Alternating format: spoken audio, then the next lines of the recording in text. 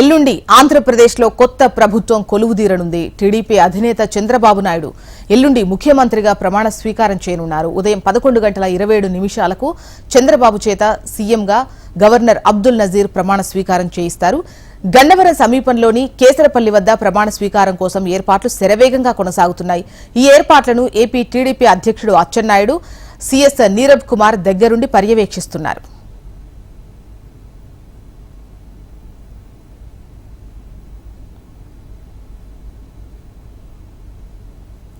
చంద్రబాబు ప్రమాణ స్వీకార కార్యక్రమానికి నరేంద్ర మోడీతో పాటు ఇతర రాష్ట్రాల నుంచి ప్రముఖులు హాజరు కానున్నారు. ఈ నేపథ్యంలో వీవీఐపీల రాకపై అధికారులు ప్రత్యేక దృష్టి సారించారు.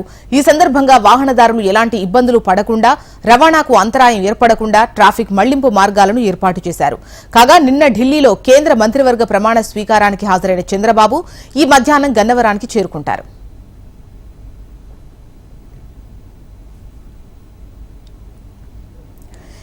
ఇక ఆంధ్రప్రదేశ్లో ఎల్లుండి కొత్త ప్రభుత్వం కొలువుదీరనుంది. దీనికి సంబంధించి వివరాలు మనకు కాంతి అందిస్తారు. కాంతి, ప్రమాణ స్వీకారోత్సవానికి సంబంధించి కేసరపల్లిలో ఎటువంటి ఏర్పాట్లు చేస్తున్నారు? డీటెయిల్స్ ఇవ్వండి. ఆంధ్రప్రదేశ్ లో రాష్ట్ర ముఖ్యమంత్రిగా తెలుగుదేశం పార్టీ అధినేత చంద్రబాబు నాయుడు ప్రమాణ స్వీకారానికి అధికారులు భారీ ఏర్పాట్లు చేస్తున్నారు. కృష్ణా జిల్లా గన్నవరం విమానాశ్రయానికి సమీపంలో ఉన్నటువంటి కేసరపల్లి ఐటీ పార్క్ వద్ద వేదికను తయారు చేస్తూ ఉన్నారు. 12వ తేదీ ఉదయం 11:27 చంద్రబాబు నాయుడు ప్రమాణ స్వీకారం చేయబోతున్నారు. ఈ నేపథ్యంలో ప్రధాని మోడీతో సహా ఇతర రాష్ట్రాల ముఖ్యమంత్రులు కూడా ఈ ప్రమాణ స్వీకార కార్యక్రమానికి హాజరవుతుండటంతో భారీ భద్రతా ఏర్పాట్లతో పాటుగా స్టేజ్ ను కూడా అత్యంత సుందరంగా తీర్చిదిద్దుతున్న పరిస్థితి ఉంది.